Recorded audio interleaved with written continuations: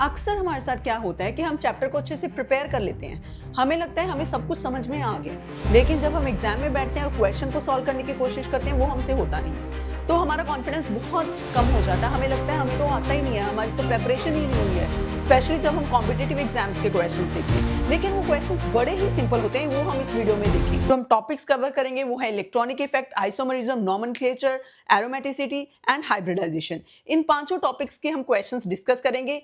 अगर आपने इन टॉपिक्स को पहले एक बार रिवाइज करना है तो मैंने इन टॉपिक्स के ऊपर ऑलरेडी वीडियोस बना के डाल दी हैं यूट्यूब चैनल पे, और इनका जो लिंक है वो मैं डिस्क्रिप्शन में दे दूंगी। तो पहले आप वो वाली वीडियोस देख लें और उसके बाद इन क्वेश्चंस को प्रैक्टिस करने की कोशिश करें, ठीक है। तो चलिए अब हम स्टार्ट करते हैं अपनी वीडियो। अभी हमारा फर्स्ट क्वेश्चन क्या है, इन द कंपाउंड 1 2 3 हमने बॉन्ड डिसोसिएशन एनर्जी का ऑर्डर बताना है इन तीनों कंपाउंड का, ये वाले बॉन्ड को लेके, CH बॉन्ड को लेके, ठीक है। हम देखेंगे जिसका बॉन्ड ज्यादा स्ट्रांग है इसको तोड़ने के लिए ज्यादा एनर्जी चाहिएगी, ठीक है, मतलब उसकी बॉन्ड डिसोसिएशन एनर्जी ज्यादा होगी, ठीक है। उसको करने के लिए हमने देखना है कि ये जो कार्बन एटम है जिसको हाइड्रोजन अटैच है उसकी हाइब्रिडाइजेशन क्या है। ये जो फर्स्ट कार्बन है इसकी हाइब्रिडाइजेशन क्या है, sp2, ठीक है। इसकी क्या है, sp, एंड इसकी क्या है, sp3, ठीक है। हमें पता है जितना ज्यादा इस कैरेक्टर होता है उतना ज्यादा वो कार्बन इलेक्ट्रोनेगेटिव होता है, मतलब उतना वो अच्छे से इसके इलेक्ट्रॉन्स को अपने पास पकड़ के रखेगा, मतलब उसको तोड़ने के लिए हमें ज्यादा एनर्जी चाहिए होगी। हमें पता है sp में s कैरेक्टर 50% होता है, ज्यादा है, तो इस कारण इस बॉन्ड को तोड़ने के लिए ज्यादा एनर्जी चाहिए होगी, ठीक है। तो सेकंड की एनर्जी ज्यादा होगी because of more s character, क्योंकि ये ज्यादा इलेक्ट्रोनेगेटिव है, इलेक्ट्रॉन को अच्छे से पकड़ के रखेगा। Then it would be this compound 1 benzene वाला, ठीक है। उसके बाद होगा हमारा थर्ड, क्योंकि वो sp3 हाइब्रिडाइज्ड है, इसमें s कैरेक्टर कम है, मतलब ये कम इलेक्ट्रोनेगेटिव है, ये बोलेगा तो चला जा। एंड मोर ओवर ये जो है, ये हमारा जो 3 मेंबर रिंग होती है इसमें रिंग स्ट्रेन भी ज्यादा होता है, जिसके कारण ये अनस्टेबल होती है, ठीक है। तो इसको तोड़ने के लिए, अनस्टेबल को तोड़ने के लिए तो कम एनर्जी चाहिए होगी, ठीक है। तो हमारे पास आ गया थर्ड, ठीक है। तो हमारी ऑप्शन आ गई ये 3 वाली, ठीक है। तो नेक्स्ट क्वेश्चन क्या है, the correct order of decreasing acidity of the following acid, ठीक है। अब हमने इसको एसिडिटी से कंपेयर करना है कि इनकी एसिडिटी कैसे है। हमें पता है एसिड क्या होता है कि जो H पॉजिटिव आयन रिलीज करे, ठीक है, और जितना ज्यादा उसका स्टेबल कॉन्जुगेट बेस बनेगा उतना वो ज्यादा एसिडिक होएगा, ठीक है। क्यों? क्योंकि जब सपोज करो हमने इसको एसिडिक करना है, ठीक है, तो ये क्या है, R negative plus H positive, मतलब जब H पॉजिटिव रिलीज करेगा तो वो एसिड होएगा, और जितना ज्यादा इसका जो कॉन्जुगेट बेस हो, जितना वो ज्यादा स्टेबल होएगा उतनी ज्यादा रिएक्शन फॉरवर्ड होएगी, ठीक है, मतलब उतना वो ज्यादा स्टेबल, मतलब उतना वो ज्यादा स्ट्रॉन्ग एसिड बनेगा। मतलब हमने देखना है R नेगेटिव किस केस में स्टेबल है, ठीक है, इसका कॉन्जुगेट बेस बना लेना है हमने सभी का, ठीक है, फिर उसकी स्टेबिलिटी को कंपेयर करना है। तो अगर हम फर्स्ट वाले को देखें, क्योंकि सारे सेम ही हैं तो हम एक सारे कंपाउंड्स लिख लेते हैं एक बार। तो फर्स्ट वाला क्या है, इसका कॉन्जुगेट बेस क्या बनेगा, HC double bond O negative. Second वाला क्या है, CH3C double bond O negative, and then CH, 2 methyl group लगे हुए हैं, C double bond O negative, and then it is 3 tertiary वाला है, ठीक है। तो अब हम इन तीनों का कंपेयर करना है कि कौन सा ज्यादा स्टेबल है, ठीक है। तो हमने देखना है कि कौन सा स्ट्रक्चर ज्यादा स्टेबलाइज होगा। इधर मिथाइल ग्रुप लगा है, हमें पता मिथाइल ग्रुप का कौन सा इफेक्ट होता है, प्लस आई, इलेक्ट्रॉन डोनेटिंग इफेक्ट, और इसके पास तो ऑलरेडी नेगेटिव चार्ज है, मतलब ये इसके नेगेटिव चार्ज को इंटेंसिफाई कर रहा है। तो इलेक्ट्रॉनिक इफेक्ट वाले में हमने अच्छी तरह से पढ़ा कि जहां पे इंटेंसिफिकेशन होगी वहां पे डीस्टेबिलिटी होगी, ठीक है, मतलब ये कम स्टेबल होगा as compare to this one, ठीक है, मतलब ये कम स्टेबल है, और ये तो उससे भी कम स्टेबल है, क्योंकि इधर हमारे पास 2 मिथाइल ग्रुप लगे हुए हैं, इधर 3 लगे हुए हैं, तो इधर तो और भी ज्यादा इंटेंसिफिकेशन होगी नेगेटिव चार्ज की, जो कि हमें नहीं चाहिए, तो इनकी स्टेबिलिटी कम है, ठीक है। तो सबसे ज्यादा स्टेबल कॉन्जुगेट बेस कौन सा है, ये वाला, मतलब इसका जो कॉन्जुगेट, मतलब इसका जो एसिड बनेगा वो सबसे ज्यादा स्टेबल होएगा, मतलब ये फटाफट से H पॉजिटिव आयन रिलीज करेगा ताकि ये वाली चीज बन जाए, क्योंकि ये ज्यादा स्टेबल है, ठीक है। तो इसका जो कॉन्जुगेट बेस होएगा वो सब, मतलब इसका जो एसिड होगा वो सबसे ज्यादा स्टेबल होगा, तो इसका स्टेबल ज्यादा, फिर उसका, फिर इसका, ठीक है। आंसर इज फर्स्ट, ठीक है। तो ये पहले 2 क्वेश्चन, इसको हमने बॉन्ड डिसोसिएशन एनर्जी को देखना है कि इसकी स्ट्रेंथ को एस कैरेक्टर के बेसिस पे कर दिया। अगर किसी भी चीज की हमने एसिडिक या बेसिक स्ट्रेंथ फाइंड आउट करनी है या एसिडिक स्ट्रेंथ मेनली करनी है तो हमने देखना है कि उसका कॉन्जुगेट बेस बना के देख लो हमेशा, ठीक है। फिर उसके बाद कॉन्जुगेट बेस बनाने के लिए अब उसकी स्टेबिलिटी को चेक करने के लिए उसके ऊपर इलेक्ट्रॉनिक इफेक्ट्स लगा दो, कौन सा लग सकता है, क्योंकि इधर मिथाइल ग्रुप है तो मिथाइल ग्रुप का तो प्लस आई है। फिर उसके बाद देखो कि उधर इंटेंसिफिकेशन हो रही है जहां फिर डिस्पर्शन हो रही है। कितने सिंपल क्वेश्चंस ये नीट में पूछे गए हैं। थर्ड क्वेश्चन इज कि हमने इन कंपाउंड्स को इनके decreasing order of that basic strength arrange करना है। हमें पता है कोई भी कंपाउंड कब बेसिक होता है, जब उसके पास लोन पेयर को देने की टेंडेंसी हो, ठीक है। मतलब जिसके पास लोन पेयर है और वो स्टेबलाइज हो रहा है तो वो ज्यादा बेसिक होगा, ठीक है। तो ये हमारे पास कुछ कंपाउंड्स दिए हुए हैं। अब अगर कोई बच्चा देख के इन्हें देखे, जिनको इसके स्ट्रक्चर से नहीं बनाने आते उसके तो वहीं पे उसको लगेगा ये तो मैं अटेम्प्ट ही नहीं कर सकता क्वेश्चन, ठीक है। तो इनके स्ट्रक्चर बनाने आप अच्छे से सीख लो, क्योंकि ये क्वेश्चन फिर आपके स्क्वायरिंग होएगा और आप अटेम्प्ट कर पाएगा अगर इसके स्ट्रक्चर्स आते हैं। तो पहला क्या है, एन इथाइल इथेनामाइन, मतलब इधर 2 इथाइल ग्रुप है अमाइन के ऊपर, ठीक है। तो वो कैसे बनेगा, 2 इथाइल मतलब एन इथाइल इथेनामाइन, तो this would be the structure, ठीक है। मतलब 2 इथाइल ग्रुप लगे हुए हैं। नेक्स्ट इज इथेनामाइन, ठीक है। मतलब अमाइन या नाइट्रोजन के ऊपर एक इथाइल ग्रुप लगा हुआ है, तो वो कैसा होएगा, CH2 CH3 और बाकी क्या होंगे हाइड्रोजन्स, ठीक है, H2, clear. Next is an methyl aniline, ठीक है। एनालीन है और एन मिथाइल है, ठीक है। एनालीन मतलब बेंजीन रिंग लगी होगी, एनालीन क्या होता है, NH2, तो ये क्या है, एन मिथाइल, मतलब एन के ऊपर एक मिथाइल ग्रुप लगा हुआ है, ठीक है। So this is an methyl aniline. फिर है बेंजामाइन, ठीक है। बेंजामाइन एनालीन ही होता है, सिर्फ इसका नाम चेंज कर दिया इन्होंने, बेंजामाइन। सो दिस इज एनालीन, ठीक है। तो पहला स्टेप में हमने क्या किया, इनके स्ट्रक्चर्स देख लिए, स्ट्रक्चर्स भी बड़े इजीली हमें समझ में आ गए कैसे बनाने हैं, ठीक है। अब हमने देखना है किसका लोन पेयर इजीली अवेलेबल है, ठीक है, मतलब किसका लोन पेयर अच्छे से पड़ा है। अब देखो अगर हम इन दोनों कंपाउंड्स की कंपेयर करें तो हमें पता है कि इनके जो लोन पेयर होंगे वो रेजोनेंस में चले जाएंगे इनटू द रिंग, ठीक है।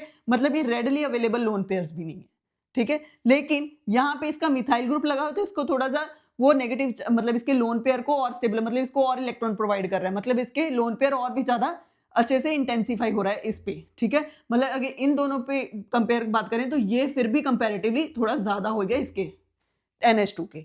अब अगर इन दोनों की बात करें तो इधर हमारे पास 2 इथाइल ग्रुप लगे हुए हैं एंड मोर ओवर इसका लोन पेयर नाइट्रोजन के ऊपर है, वो इसकी रेजोनेंस भी नहीं हो रही, मतलब it has the readily available lone pair of electron on nitrogen atom and moreover it has 2 ethyl groups which have the electron donating effect that and more they intensify this lone pair, ठीक है। Lone pair readily available है और उसको stabilise भी कर रहा है।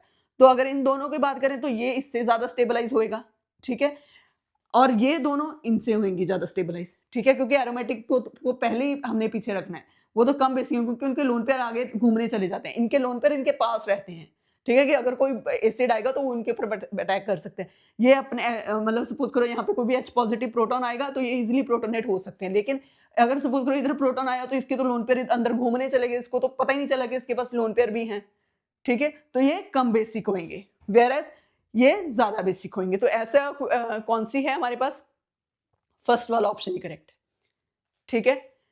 Next है हमारा, हमने कंपेयर करना है, इनको हमने अरेंज करना है, ये इनकी पीकेबी वैल्यूज दी हुई है, ठीक है। जितनी कम पीकेबी वैल्यू होगी उतना ज्यादा बेसिक होगा, ठीक है।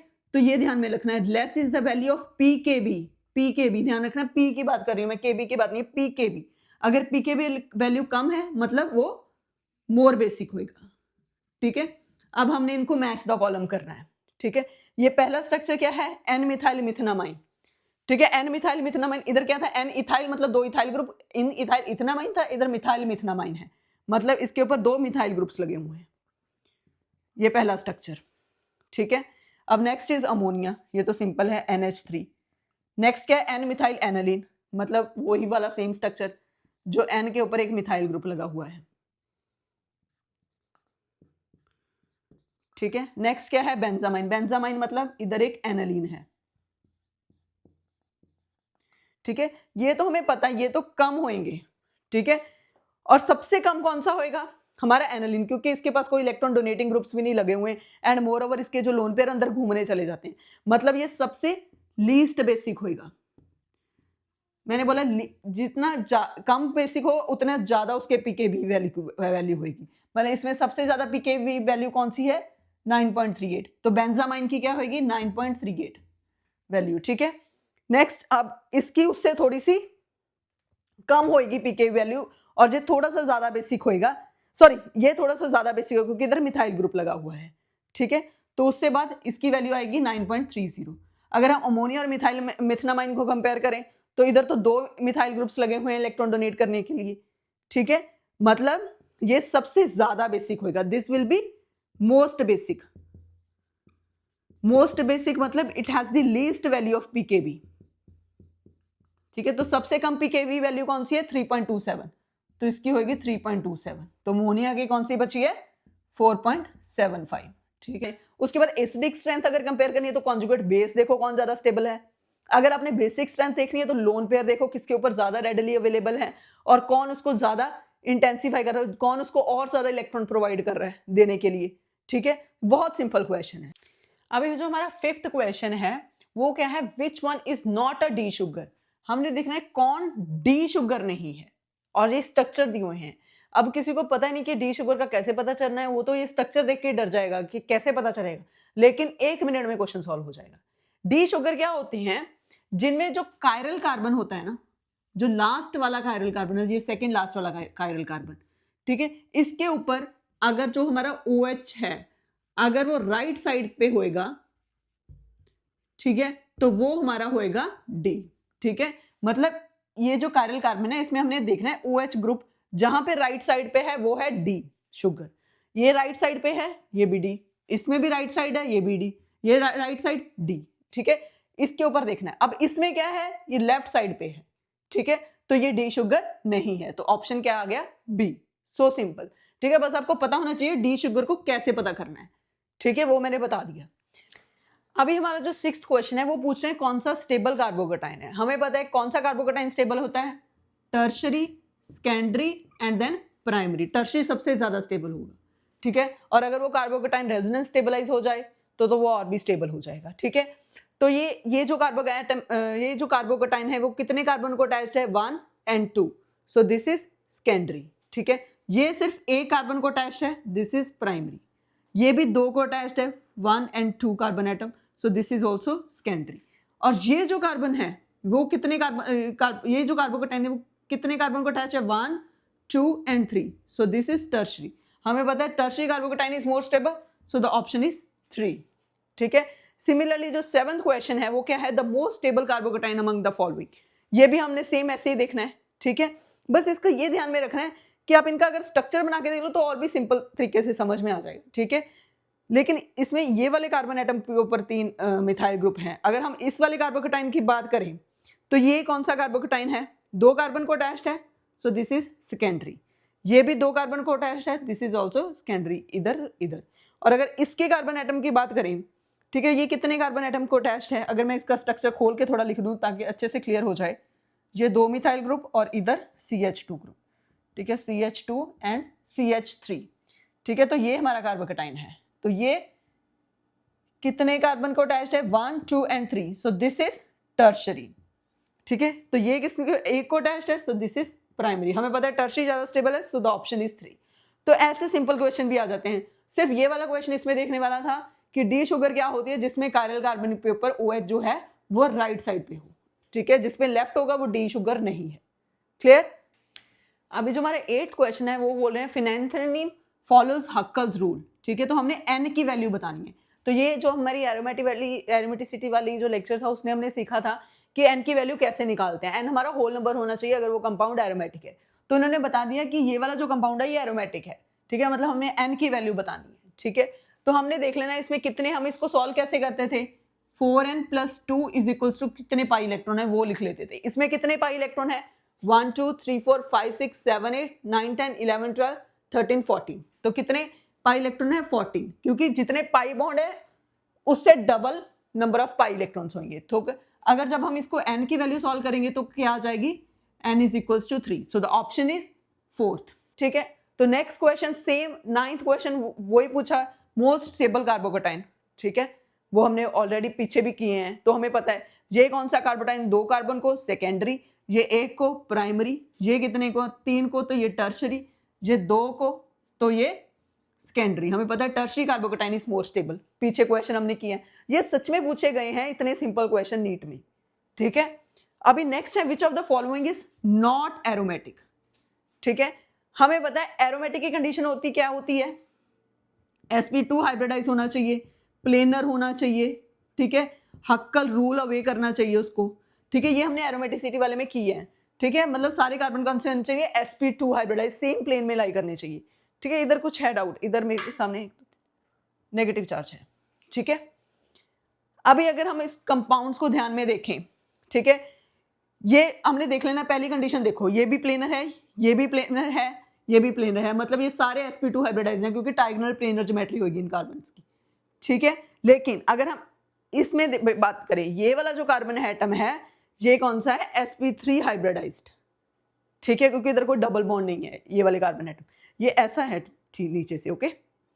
तो ये जो कार्बन एटम है this is not planar, this is sp3 hybridised, ठीक है। तो ये पहली कंडीशन को, बाकी सारे पहली कंडीशन को फॉलो कर रहे हैं, ठीक है। और ये हक्कल रूल भी अबे करेंगे। अगर आप 4n+2 देखोगे ना, 1 2 3 4 5 6, मतलब 4n+2 इज इक्वल्स टू 6, तो इधर n की वैल्यू आएगी 1, ठीक है। सिमिलरली इधर 1 2 3 4 5 6, मतलब 4n+2 इज इक्वल टू 6, इधर भी 6 पाई इलेक्ट्रॉन्स हैं, ठीक है। इधर 2 पाई हैं, 4n+2 इज इक्वल्स टू 2, तो n की वैल्यू 0 आ जाएगी, इधर n की वैल्यू 1 आएगी, इधर भी 1।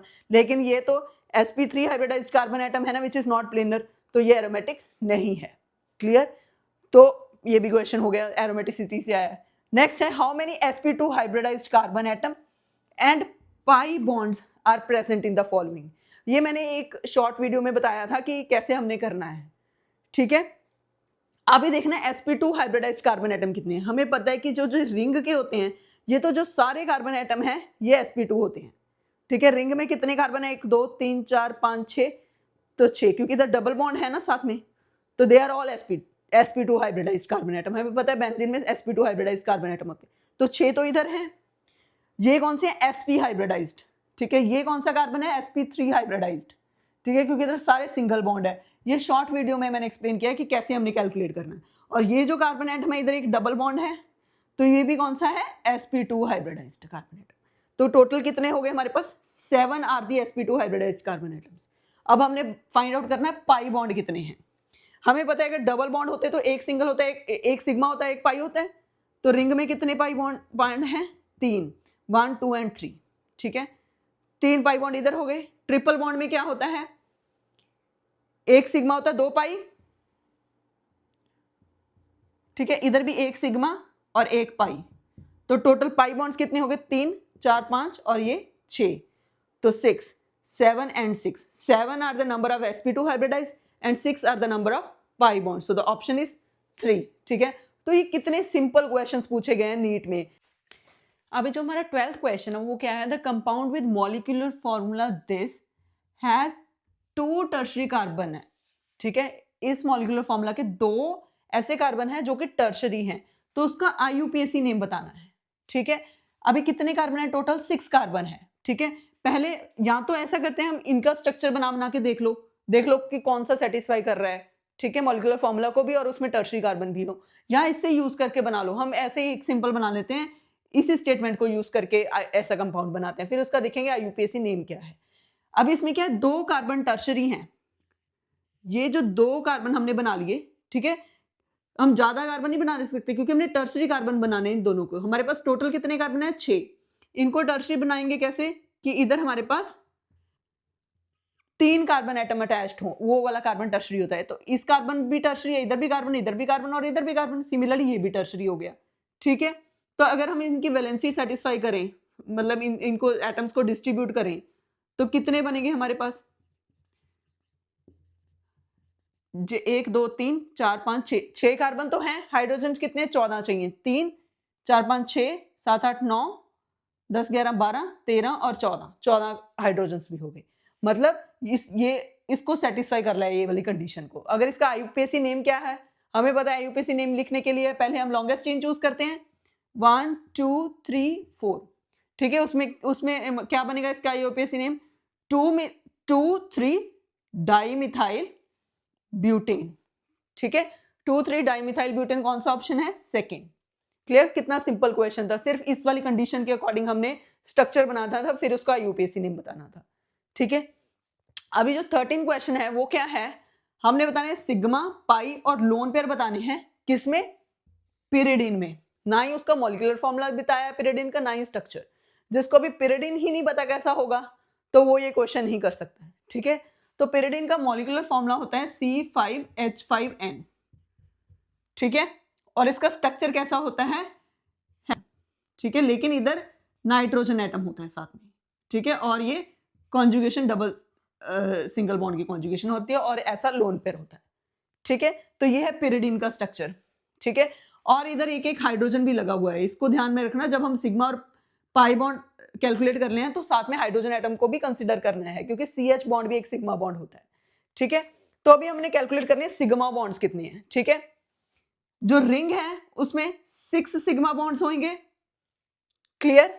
ये भी सिग्मा सिग्मा सिग्मा, क्योंकि यहाँ पे डबल बॉन्ड होता है, उसमें एक सिग्मा और एक पाई होता है। ठीक है, तो ये जो 6 सिग्मा बॉन्ड है ये रिंग के हो गए। 5 सिग्मा बॉन्ड्स कौन से हो गए? ये CH बॉन्ड वाले हो गए। ठीक है, प्लस 5 मोर। और कोई सिग्मा बॉन्ड है? नहीं, तो टोटल सिग्मा बॉन्ड्स कितने हो गए? 11 सिग्मा। क्लियर? तो ये हो गया। अभी सेकंड क्या है? Pi bond. पाई बॉन्ड कहां पे होता है? जहां पे डबल बॉन्ड होता है या ट्रिपल बॉन्ड हो। इधर डबल बॉन्ड है तो डबल बॉन्ड में एक सिग्मा हो गया, एक पाई हो गया, तो कितने पाई बॉन्ड होंगे टोटल? 3, क्योंकि 3 डबल बॉन्ड है। तो पाई बॉन्ड हो गए 3, सिग्मा बॉन्ड हो गए 11। और लोन पेयर ऑफ इलेक्ट्रॉन कितना है नाइट्रोजन के ऊपर? एक ही लोन पेयर ऑफ इलेक्ट्रॉन है ना पूरे मॉलिक्यूल में, तो एक। तो कौन सी ऑप्शन है इसमें? 11 3 1 वाली, ये वाली फोर्थ। क्लियर? तो ये भी समझ में आ गया। सिंपल, मतलब आपको स्ट्रक्चर बनाना होना चाहिए। जैसे वो वाले स्ट्रक्चर थे N ethyl ethanamine, N methyl methanamine या बेंजामाइन, वो सारे स्ट्रक्चर्स आपको अगर आते हैं तो आप ये आराम से कर सकते हो। ठीक है, अभी नेक्स्ट क्या है? The CH3 group attached to positively charge carbocation is stabilised due to. Plus I effect होता है कार्बोकेटाइन को स्टेबलाइज करने वाला। अगर इधर ये CH3 ग्रुप लगे हों और इधर कार्बोकेटाइन हो तो वो कैसे स्टेबलाइज करते हैं? By donating its electron pair. ठीक है, तो ऐसे स्टेबलाइज, मतलब इसका प्लस आई इफेक्ट होता है, लेकिन इधर हमने माइनस आई इफेक्ट है तो ये तो हो नहीं सकता। इलेक्ट्रोमेरिक इफेक्ट क्या होता है? तो होता है कंप्लीट ट्रांसफर ऑफ इलेक्ट्रॉन होती है, तो वो भी इधर एक्ट नहीं कर रहा है। मेसोमेरिक और रेजोनेंस वो भी नहीं है।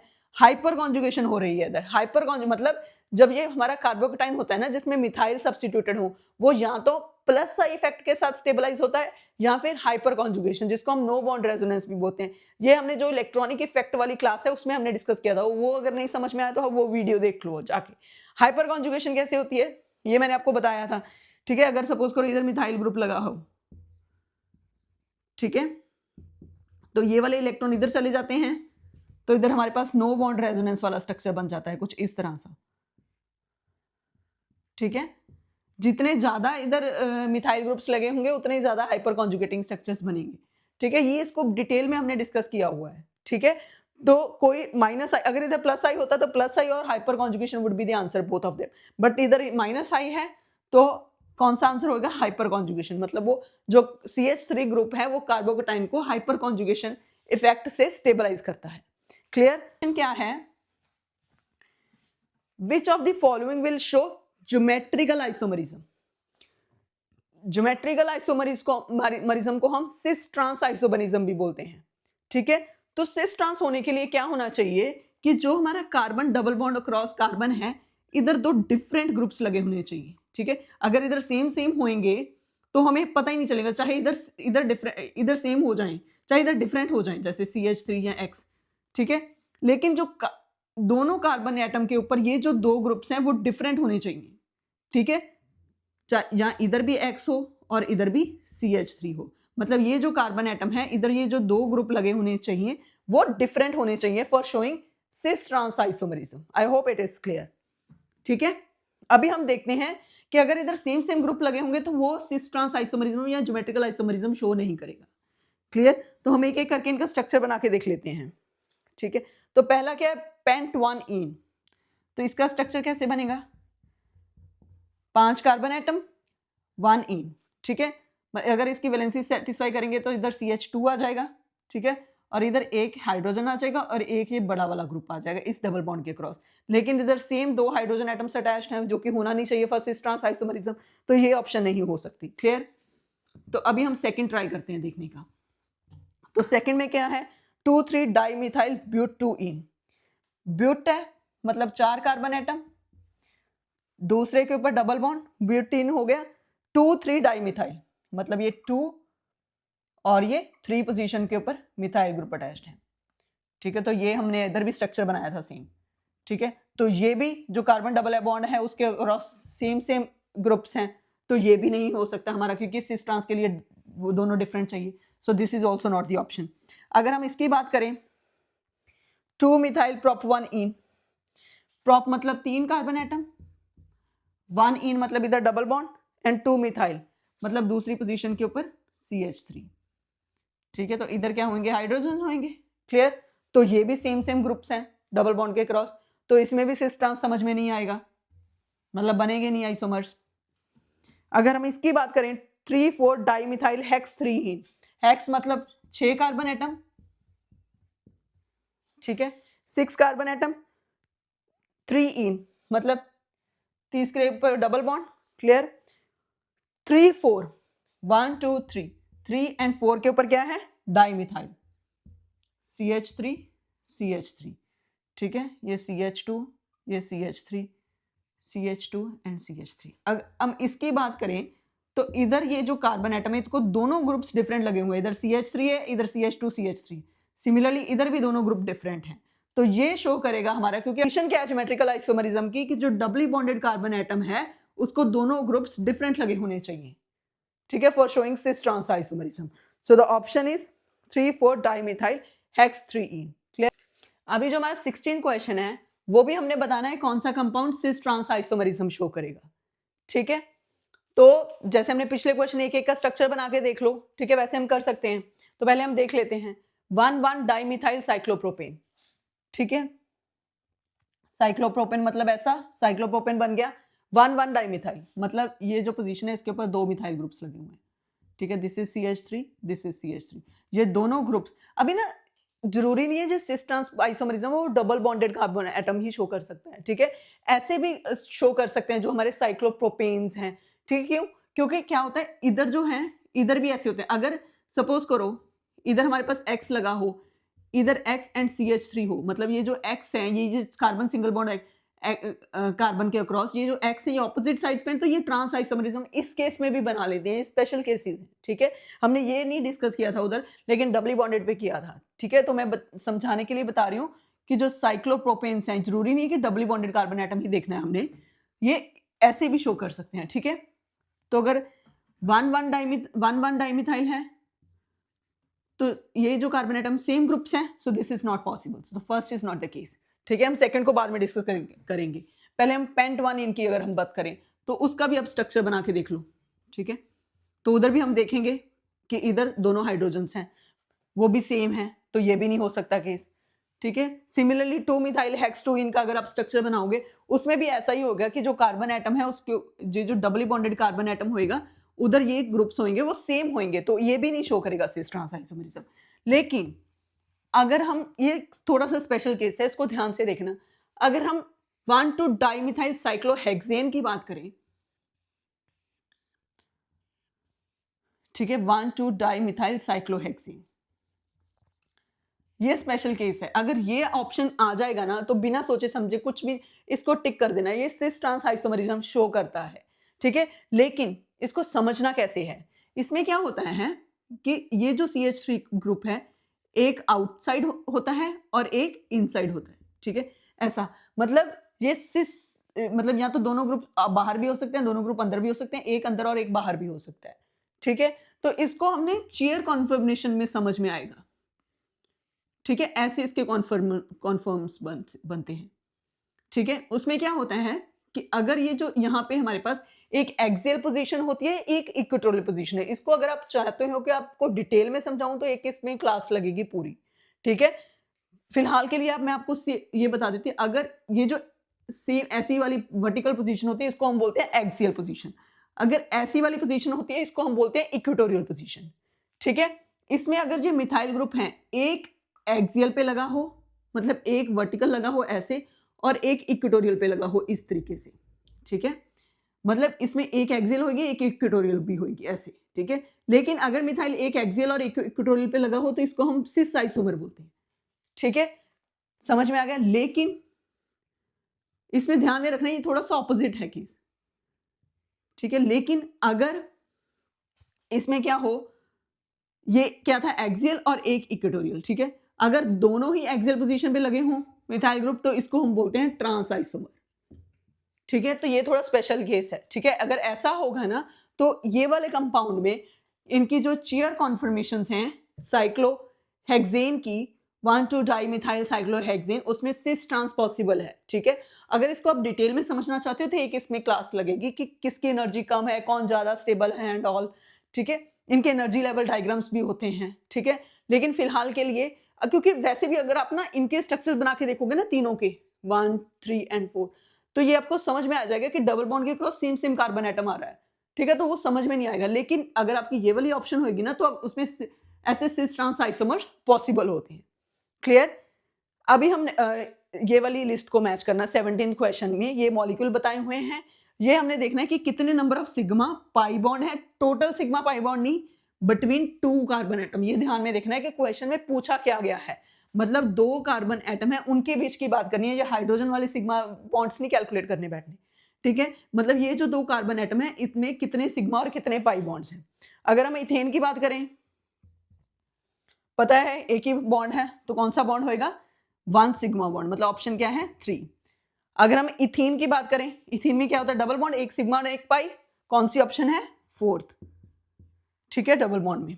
और अगर हम इथाइन की बात करें, हमें पता है एक सिग्मा होता है 2 पाई होते हैं, एक सिग्मा 2 पाई की ऑप्शन कौन सी है, 1। ये जो C2 मॉलिक्यूल होता है ना ये स्पेशल केस है, इसमें सिर्फ मॉलिक्यूल में 2 पाई बॉन्ड्स होते हैं। अगर आपको ऐसा कुछ कंफ्यूजिंग आ जाए ना तो हम क्या करते हैं, बाकी पहले सभी का कैलकुलेट कर लेते हैं, जो बच जाएगा वो उसका ऑप्शन होगा, ठीक है। जो C2 मॉलिक्यूल है उसमें 2 पाई बॉन्ड्स होते हैं तो इसकी ऑप्शन आएगी 2nd, ठीक है। तो ये समझ में, ये भी बड़ा सिंपल था, सिग्मा पाई बॉन्ड कैलकुलेट करने थे बिटवीन 2 कार्बन एटम, ठीक है। कई बार ये तो चलो ऐसे दिया हुआ है, कई बार ऑप्शंस में कंफ्यूज करने के लिए उन्होंने CH के भी कैलकुलेट करके बताए होते हैं, ठीक है, ताकि बच्चा उसको टिक कर दे। लेकिन अपने क्वेश्चन को ध्यान से पढ़ना है कि क्या पूछा गया है। क्लियर। तो ये था हमारा 17th क्वेश्चन। अभी जो हमारा 18th क्वेश्चन है वो क्या है, असर्शन रीजनिंग का क्वेश्चन है। असर्शन क्या है, मतलब स्टेटमेंट क्या है, the boiling point of 3 isomeric pentanes follows the order this, ठीक है। मतलब ये जो हमारे पेंटेन के आइसोमर्स हैं उनके बॉइलिंग पॉइंट की ऐसे इनका ऑर्डर है, ठीक है। तो क्वेश्चन मतलब उसमें ऑर्डर में क्या है, जो नॉर्मल पेंटेन है मतलब ऐसे वाली वो पहले है, ठीक है। उसके बाद आइसोपेंटेन, आइसोपेंटेन कौन सी होती है, जो सेकंड कार्बन के ऊपर मतलब इस तरह से स्ट्रक्चर होता है आइसोपेंटेन का, ठीक है। नियोपेंटेन का स्ट्रक्चर इस तरह से होता है, ठीक है, मतलब वो स्फेरिकल शेप का होता है, ब्रांचिंग इंक्रीज हो जाती है, ठीक है। ये है नॉर्मल पेंटेन। आइसोपेंटेन पे सेकंड कार्बन के ऊपर एक ब्रांचिंग होती है, एक कार्बन एटम होता है। नियोपेंटेन का ऐसा फॉर्मूला है, ठीक है। तो रीजन क्या दे रहे हैं कि मतलब वो बोल रहे हैं कि जो नॉर्मल पेंटेन है उसका बॉइलिंग पॉइंट सबसे ज्यादा है और ऐसा ऑर्डर है। रीजन क्या है, व्हेन अ ब्रांचिंग इंक्रीजेस, मतलब जैसे जैसे ब्रांचिंग बढ़ रही है, the molecule attains the shape of the sphere, मतलब जो मॉलिक्यूल है उसकी जो शेप है वो स्फीयर की फॉर्म में आ रही है, ठीक है। तो उससे क्या होगा, this result in smaller surface area contact due to which intermolecular forces of attraction between spherical molecules are weak, so lower boiling point. कहने का मतलब क्या है, रीजन क्या दे रहे हैं कि जब वो स्फेरिकल शेप हो जाती है मॉलिक्यूल की, जब ब्रांचिंग इंक्रीज करती है तो वो स्फेरिकल शेप अटेन करता है। तो उसमें क्या होंगी, अगर हम इधर एक और नियोपेंटेन लगाएं, इधर और नियोपेंटेन लगाएं, ऐसे अगर हम इनकी पैकिंग करें तो क्या होएगा, इनके जो फोर्सेज ऑफ अट्रैक्शन होंगी ना, क्योंकि इधर वाला मॉलिक्यूल वो क्लोजली पैक नहीं हो पाएंगे स्फीयर में, ठीक है। तो क्या होएगा कि क्लोज पैकिंग ना होने के कारण इनमें वीक फोर्सेस ऑफ अट्रैक्शन होंगी, ठीक है। तो उसके कारण इसको तोड़ना इजी रहेगा, तो इनका बॉइलिंग पॉइंट कम होएगा। बिल्कुल सही है, यही रीजन होता है कि जैसे ब्रांचिंग इंक्रीज होती है वो स्फेरिकल शेप में होता है मॉलिक्यूल, तो उनमें weak van der Waals forces of attraction होती है, ठीक है। उनको तोड़ने के लिए कम एनर्जी चाहिए। लेकिन अगर हमारे पास ऐसे लीनियर चेन है, ठीक है, तो एक इधर ऐसे एक और है, सिमिलरली ये एक और है, ठीक है, मतलब जो इनका जो इनकी पैकिंग होगी ना वो ज़्यादा स्ट्रांग होगी, एक दूसरे को इंटरलॉक कर लेंगी ये, ठीक है, अगर हमारे नॉर्मल चेन की बात करें। क्लियर? तो समझ में आ गया। तो जैसे ब्रांचिंग इंक्रीज होती है वैसे ही उनका जो बॉइलिंग पॉइंट है वो कम हो जाता है, ड्यू टू दिस रीजन मैंने आपको एक्सप्लेन कर दिया। तो जो असर्शन है वो भी सही है और जो रीजन है वो भी सही है, ठीक है। तो ये तो थी जब हमारे पास same number of carbon atoms हैं, ठीक है। लेकिन अगर हमारे पास different number of carbon atom हैं तो जो मॉलिक्यूलर वेट है, जिसका मॉलिक्यूलर वेट ज्यादा होगा, ठीक है, उसका जो बॉइलिंग पॉइंट है वो ज्यादा होगा। ये भी अपनी बात ध्यान में रखनी है, ठीक है। एक तो ब्रांचिंग है, दूसरा उसका मॉलिक्यूलर वेट है, मतलब ऐसे कह सकते हैं जिसमें ज्यादा नंबर ऑफ कार्बन एटम है उसमें ज्यादा बॉइलिंग पॉइंट होगा, ठीक है। तो अभी हमारा सेकंड क्वेश्चन भी सेम ही है, इसी पे बेस्ड है। वो बोल रहे थे decreasing order of boiling point of alkene follows the order, ठीक है। ये एल्केन्स दिए हुए हैं, हमने बताना उनके बॉइलिंग पॉइंट का ऑर्डर। हमें पता है कि जो लंबी वाली चेन वाली होंगी उनका बॉइलिंग पॉइंट ज्यादा होगा क्योंकि वो क्लोजली पैक कर जाएंगी। क्लियर? एंड मोर ओवर अगर हमारे नंबर ऑफ कार्बन एटम भी ज्यादा होंगे, उनमें भी स्ट्रॉन्ग फोर्सेस ऑफ अट्रैक्शन होंगी, तो उनका भी बॉइलिंग पॉइंट ज्यादा होगा। तो अगर हम हेप्टेन और हेक्सेन को कंपेयर करें तो सबसे ज्यादा किसका होगा? इसमें तो ब्रांचिंग है इनमें, ठीक है, लेकिन ये नॉर्मल वाले कंपाउंड है तो ए का ज्यादा होगा एज कंपेयर टू ई, क्योंकि इसमें 7 नंबर ऑफ कार्बन एटम है, इसमें है 6। अब अगर हम इन तीनों की बात करें, ठीक है, तो ये क्या है? नॉर्मल ब्यूटेन, ऐसा वाला, ठीक है। और ये क्या है? 2 मिथाइल ब्यूटेन, ठीक है। क्लियर आ गया? मतलब इधर हमारे पास है 5 नंबर ऑफ कार्बन एटम, 1 2 3 4 5, और इधर है 4 कार्बन एटम। तो हमने ये भी ध्यान में रखना है। तो इन दोनों में से कौन किसका मॉलिक्यूलर वेट ज्यादा है? 2 मिथाइल का, मतलब उसके बाद आएगी हमारी ऑप्शन सी, और उसके बाद है हमारा ब्यूटेन बी, ठीक है। तो अगर हम 2 मिथाइल प्रोपेन की बात करें, ठीक है, तो इसमें भी ब्रांचिंग होगी एंड मोर ओवर जो नंबर ऑफ कार्बन एटम वो भी कम है, ठीक है, और ब्रांचिंग के कारण भी इसका जो बॉइलिंग पॉइंट है वो कम हो जाएगा। तो उसके बाद ऑप्शन आएगी डी, ठीक है।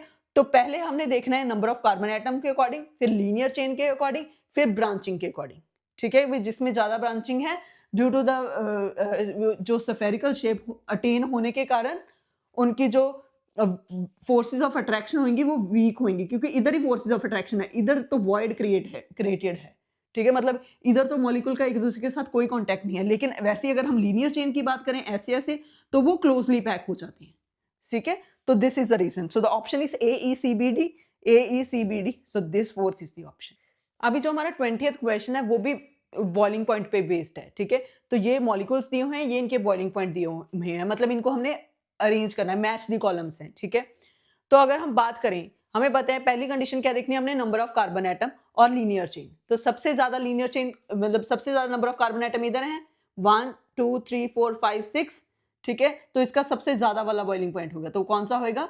341। अगर इसमें नंबरिंग दे दूं 1 2 3 एंड 4, तो इसका होगा 4th, ठीक है। और उसके बाद क्या होगा? ये भी लीनियर चेन है, क्लियर। तो उसके बाद 1 2 3 4 5, ये अगर इन दोनों को बात करें, नंबर ऑफ कार्बन एटम तो सेम है लेकिन ड्यू टू ब्रांचिंग इसका बॉइलिंग पॉइंट क्या हो जाएगा? कम। उसके बाद होएगा इसका, तो सेकंड लास्ट कौन सा है? ये वाला, थर्ड नंबर। तो ये दोनों गए। उसके बाद हमने देखना है ये इन दोनों में से कम किसका होएगा?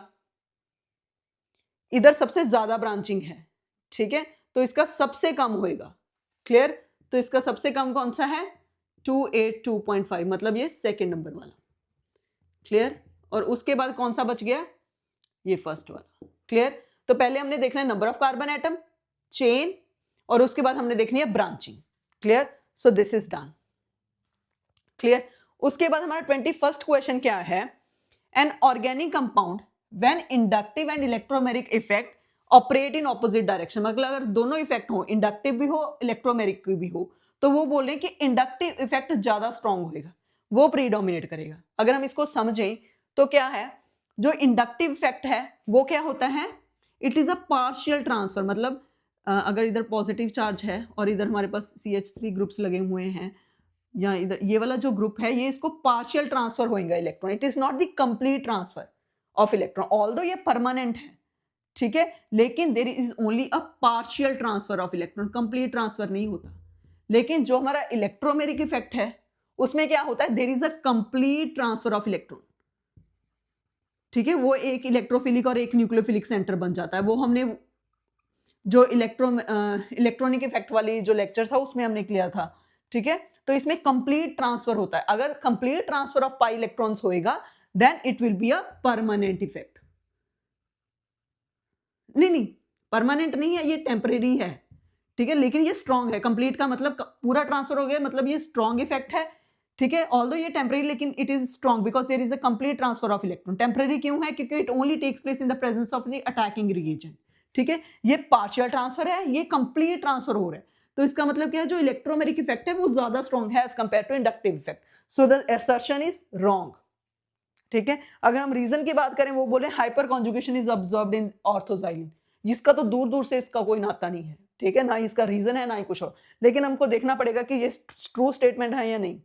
अगर हम ऑर्थोजाइलिन की बात करें तो उसका कुछ स्ट्रक्चर इस तरह से होता है, ठीक है। ऑर्थो पोजीशन पे 2 मिथाइल ग्रुप लगे होते हैं, इधर डबल बॉन्ड होता है, क्लियर, मतलब ये कॉन्जुगेशन वाला, ठीक है। अगर sp2 हाइब्रिडाइज कार्बन के ऊपर CH बॉन्ड है, ठीक है, और इधर डबल बॉन्ड है, तो ये जो CH बॉन्ड वाले इलेक्ट्रॉन्स हैं वो हाइपर कॉन्जुगेशन में जाएंगे इनटू दिस डबल बॉन्ड, ठीक है। मतलब ऑर्थोजाइलिन में हाइपर कॉन्जुगेशन पॉसिबल है, clear. So the assertion is wrong but the reason is नहीं, but this statement is correct, but this is not the correct explanation of the assertion, ठीक है, क्योंकि ये तो गलत ही है स्टेटमेंट, ठीक है। सो द कौन सी ऑप्शन होगी, assertion is wrong and the reason is correct, second statement is correct.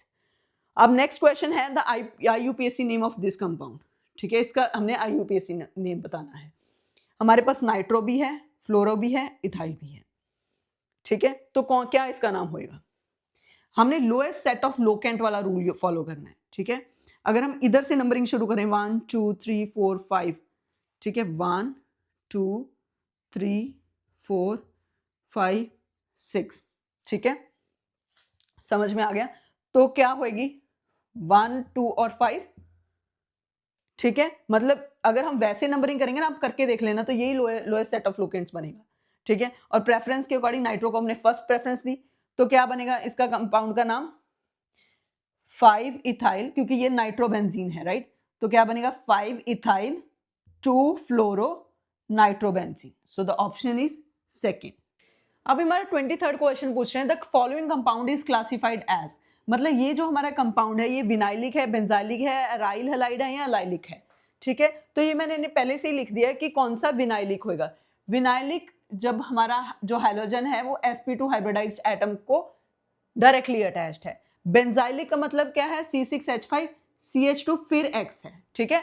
Benzylic और अलाइलिक में फर्क क्या है कि इधर बीच में बेंजाइलिक के बीच में CH2 ग्रुप आता है, ठीक है, और इधर बेंजाइलिक है या बेंजीन रिंग है, ठीक है, C6H5 करेक्ट। अराइल में क्या है, इधर C6H5 के साथ डायरेक्टली हैलोजन अटैच्ड है। ये तो आपको पता चल गया अराइल और बेंजाइल, क्योंकि इसमें कंफ्यूजन कम होती है। अराइल में मतलब डायरेक्टली अटैच, बेंजाइल मतलब थ्रू CH2 अटैच, ठीक है। विनाइलिक में डायरेक्ट अटैच होता है, मतलब डबल बॉन्ड को जो कार्बन है उसके ऊपर हैलोजन लगा। लेकिन जो अलाइलिक है then the halogen is attached to the carbon which is next to double bond, ठीक है। ये ध्यान में रखना, अलाइलिक कौन सा होएगा, मतलब जो हैलोजन है वो वाले कार्बन को अटैच्ड है जो कार्बन डबल बॉन्ड बना रहा है नेक्स्ट कार्बन पे, ठीक है। So the X is attached to carbon which is next to carbon double bond carbon. So the option is D here. So this is an allylic halide. Clear? अब 24th question क्या है, the correct order of acidic strength of the following is, ठीक है। अभी हमने इनकी acidic strength को compare करना है। हमें पता है एसिडिक स्ट्रेंथ कैसे कंपेयर करते हैं, जब हम उसका देखते हैं कॉन्जुगेट बेस स्टेबल हो, मतलब H पॉजिटिव निकल के जो कॉन्जुगेट बेस बन रहा है अगर वो स्टेबल है इसका मतलब वो स्ट्रॉन्ग एसिड है, क्लियर। तो अगर हम इनका कंपेयर करें तो क्या क्या है, इधर हमारे पास CH3 C double bond O negative, फिर क्या है C2H5 O नेगेटिव, देन हमारे पास फिनॉक्साइड आयन है which is O negative here, and then we have OH negative, ठीक है। ये इनके कॉन्जुगेट बेस बन रहे हैं। अगर हम इनको कंपेयर करें, ठीक है, तो ये जो नेगेटिव चार्ज है ये रेजोनेंस में जा रहा है with this double bond O, and moreover oxygen is on the negative charge is on the oxygen and it is going into a resonance, मतलब इधर हमारे पास रेजोनेटिंग स्ट्रक्चर बन रहा है, क्लियर, ठीक है। ये जो ऑक्सीजन एटम है ये इसको स्टेबलाइज करता है, क्योंकि जब रेजोनेंस भी होएगा तो ये वाले ऑक्सीजन के ऊपर नेगेटिव चार्ज आएगा, तो जो नेगेटिव चार्ज है वो दोनों इलेक्ट्रोनेगेटिव एटम्स के ऊपर आ रहा है, ठीक है। मतलब ये मोस्ट स्टेबल कॉन्जुगेट बेस है, ठीक है। अब हम बताऊंगे कैसे बाकियों के साथ कंपेयर करके। अगर हम इसकी बात करें तो इसको क्या है, C2H5 ये नेगेटिव चार्ज है और ये प्लस आई इफेक्ट के साथ इसको और ज्यादा इलेक्ट्रॉन दे रहा है, ठीक है। मतलब ये तो बहुत ही कम स्टेबल होएगा, मतलब this is least stable. Least stable मतलब जो इसका एसिड होगा वो बहुत ही वीक एसिड होएगा। अगर हम फिनॉक्साइड आयन की बात करें तो जो ऑक्सीजन एटम है, ये जो O नेगेटिव है, ये रेजोनेंस में जाएगा इनटू द रिंग, ठीक है। लेकिन ये इससे कम होएगा, क्यों? क्योंकि जो इसका नेगेटिव चार्ज होगा ना वो ये वाले कार्बन एटम्स के ऊपर आएगा जब हम इसके रेजोनेटिंग स्ट्रक्चर्स बनाएंगे। क्लियर? जो नेगेटिव चार्ज कार्बन, कार्बन क्या है, इलेक्ट्रोपॉजिटिव, ठीक है। तो इस कारण ये लेस स्टेबल होएगा as compare to acetic acid. Clear? तो एसिटिक एसिड सबसे ज्यादा स्ट्रॉन्ग, मतलब ये वाला और ये वाला, इनमें से कोई ऑप्शन हो सकता है, ठीक है। एसिटिक एसिड निकल गया। अब बाकियों को कंपेयर करते हैं हम, ठीक है। अगर फिनॉक्साइड आयन और इसको बात करें, ठीक है, तो फिनॉक्साइड आयन इससे ज्यादा होएगा, मतलब इसके बाद हमारे पास आ जाएगा OH नेगेटिव, क्योंकि इसका जो ऑक्सीजन है वो आगे रिंग में जा रहा है, ठीक है, विद द रेजोनेंस। मतलब इसमें क्यों, क्या रीजन था कि जो नेगेटिव चार्ज दोनों ऑक्सीजन के था, इधर भी रेजोनेटिंग स्ट्रक्चर, इधर भी रेजोनेटिंग स्ट्रक्चर, तो ये दोनों क्लियर हो गए। लेकिन सबसे वीक कौन है, इथाइल, क्योंकि इधर हमारे पास C2H5 ग्रुप क्या इलेक्ट्रॉन डोनेटिंग इफेक्ट शो कर रहा है, ठीक है। उसके बाद आएगा हमारा वाटर। तो अगर आप ऐसे समझोगे तो आपको क्लियर हो जाएगा। तो ऑप्शन इज 3। क्लियर? अभी जो हमारा 25th क्वेश्चन क्या है, उसमें हमने IUPAC नेम बताना है इसका, ठीक है। तो फंक्शनल ग्रुप इधर अटैच्ड है, तो हम नेमिंग इधर, नंबरिंग इधर से शुरू करेंगे। तो कैसे करेंगे, 1 2 3 4 5 6, इधर हमारे पास कीटोन ग्रुप लगा हुआ है, तो 6 मेंबर्ड ये चेन है, ठीक है। तो 6 का क्या होता है, हेक्स, ठीक है। और हमारे पास सेकंड पोजीशन पे डबल बॉन्ड O लगा हुआ है, तो हेक्स 2 ओन, तो ये हमारा बन गया। उसके बाद क्या है हमारे पास, ये थर्ड एटम में डबल बॉन्ड भी लगा हुआ है, ठीक है। तो the name will be not own, but इधर हमारे पास एक और बनेगा, हेक्स 3 इन 2 ओन, ठीक है। ये तो हमारे पास पेरेंट बन गया, ठीक है। अभी उसके बाद क्या है हमारे पास, 4 मिथाइल, फोर्थ पोजीशन पे मिथाइल ग्रुप लगा हुआ है, ठीक है। So the name would be 4 methyl hex 3 in 2 own. Clear? इसके 4 ऑप्शंस थे, लेकिन जो करेक्ट ऑप्शन ये वाला होगा तो इसको आप टिक कर देना। क्लियर? इसको अपने साथ साथ इकट्ठा करके लिखना है, तो वो आप, मैं जब इसकी प्रॉपर क्लास एक वीडियो बनाऊंगी तो आपको ये समझ में आ जाएगा अच्छे से। The next is the tertiary butyl carbocation is more stable then secondary. ये सेम क्वेश्चन आ गया। अगर इधर ये क्या है, प्लस आर माइनस आर, नहीं ये नहीं है, माइनस आई इफेक्ट है, ये देख लेना, इंडक्टिव इफेक्ट करके इसको टिक मत करके आ जाना, ये माइनस आई बता रहे हैं, ठीक है। लेकिन जो हमारा टर्शियरी ब्यूटाइल कार्बोकेटाइन है उधर माइनस आई इफेक्ट नहीं होता, वो उधर हाइपर कॉन्जुगेशन होती है। ये मैंने इलेक्ट्रॉनिक इफेक्ट वाली क्लास में डिस्कस की हुई है। नेक्स्ट है द करेक्ट स्ट्रक्चर ऑफ टो-6 डाइमिथाइल डेक 4 इन इज, ठीक है। डेक के साथ मतलब 10 कार्बन एटम होंगे, लेकिन इन्होंने इस तरीके से बनाया, तो हमने इसमें ही समझना है, मतलब इस फॉर्म में स्ट्रक्चर बनाना है इसका, ठीक है।